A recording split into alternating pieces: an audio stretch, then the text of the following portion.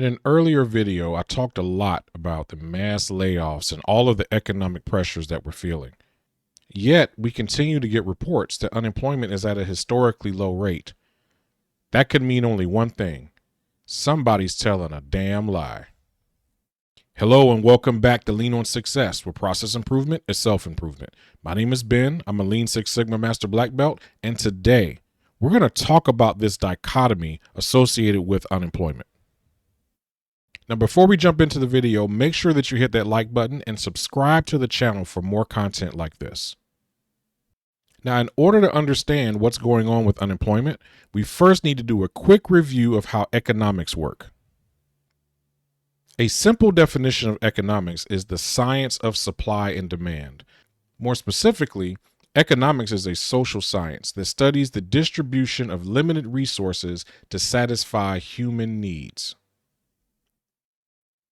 Now, in a previous video, I talked about the relationship between price and demand. In this equation, the V represents demand, the P represents price.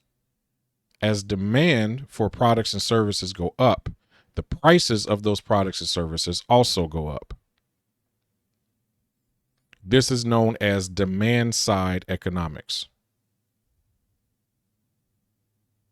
We also discussed the relationship between price and supply, where P is price and Q is quantity or supply.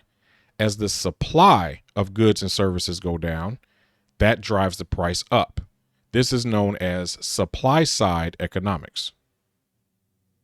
Now, when people think about unemployment, they kind of get the numbers backwards.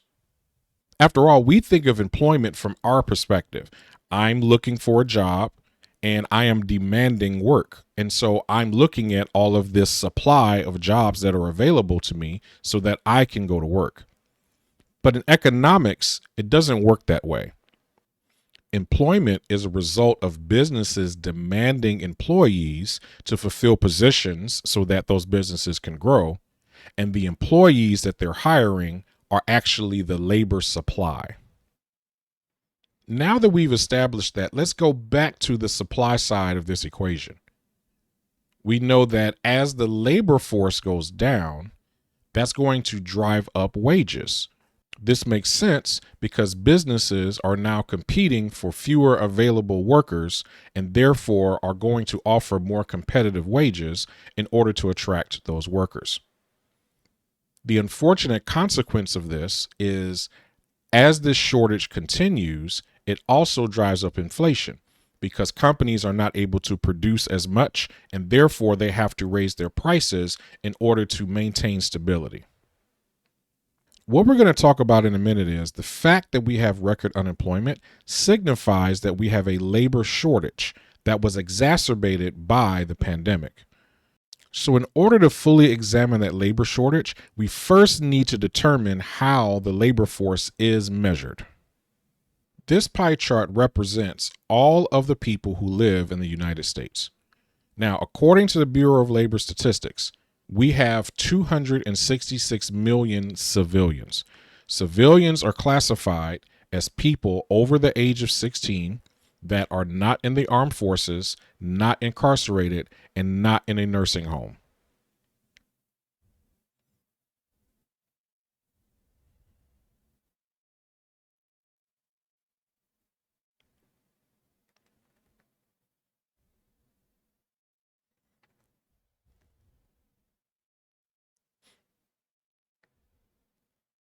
However, not all of these 266 million people are counted as part of the labor force.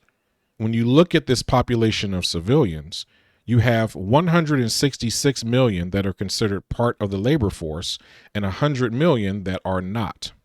This represents a participation rate of 62.3%. We're going to cover that in a minute. Now, of the individuals in that labor force, 161 million of them are employed, 5.6 million are unemployed. This is how we generate a number of 3.4% unemployment, which is at a 70-year low. A big chunk of that number is represented by our retiree population, which is going to have some pretty drastic consequences as time goes on. But let's break down the labor force versus non-laborers, and get a better understanding of who's in these buckets. According to the Bureau of Labor Statistics, if you are 16 years of age or older and you are either actively working, temporarily away from your job or temporarily laid off from your job, or you're actively looking for work, you are considered part of the labor force. If you don't fit any of those criteria, you are not considered part of the labor force. Let's take a look at what's happened to the labor force since the pandemic started. Since December of 2019, the civilian population increased by 6 million people. So the people who are available to work, that bucket grew by 6 million, or a little bit over 2%. However, the actual labor force only increased by 2 million people. This is approximately 1.7 million people lower than the participation rate in 2019. In other words, since the pandemic started, we've had twice as many people leave the workforce than join the workforce. Let me put this in perspective for you. Today, we have more Americans who do not have jobs and who are not looking for jobs than at any other time in the history of our country. This is a chart of the labor force participation rate since the 1940s. Now, what you'll see up until the 1960s is a low participation rate due to the baby boom. You had nuclear families where primarily the males were providers that went to work, and you had primarily housewives that stayed home to raise the children and take care of the home. What you see is an explosion of the participation rate during the sexual revolution, where women started to enter the workforce in droves. This plateaued throughout the 90s and all the way up to the great financial crisis, where we see that the recession knocked down the participation rate and put a lot of people into early retirement. We then see that the participation rate stabilized until COVID happened, which sparked another mass departure of people into retirement. Now, compare that to this population data. As you can see, the population of the United States over the last few years has completely plummeted.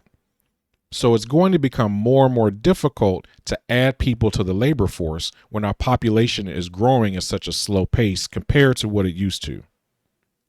So our labor force isn't shrinking necessarily, but it is growing at a much slower pace than it used to before the pandemic. In addition to that, our population growth is also starting to slow down significantly.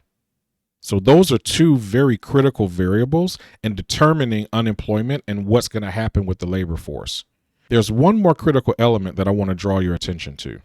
There's a critical number we need to pay attention to when it comes to unemployment in the labor force, and that's 62.